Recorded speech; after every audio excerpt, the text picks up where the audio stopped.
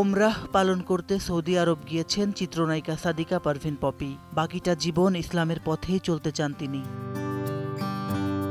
ওমরাহ পালনের উদ্দেশ্যে পপির সঙ্গী হয়েছেন পুরো পরিবার। সবার জন্য দোয়া চেয়েছেন এই জনপ্রিয় চিত্রনায়িকা।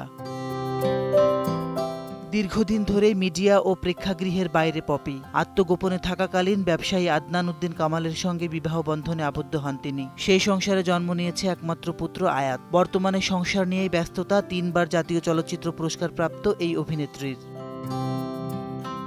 এদিকে চলতি সপ্তাহে দেশের 28টি প্রেক্ষাগৃহে মুক্তি পেয়েছে পপি অভিনীত সিনেমা ডাইরেক্ট অ্যাটাক। প্রায় 6 বছর পর বড় পর্দায় ফিরলেন নায়িকা, তবে ছিলেন না কোনো প্রচারণায়। মাসিদ রণ, সময় সংবাদ, ঢাকা।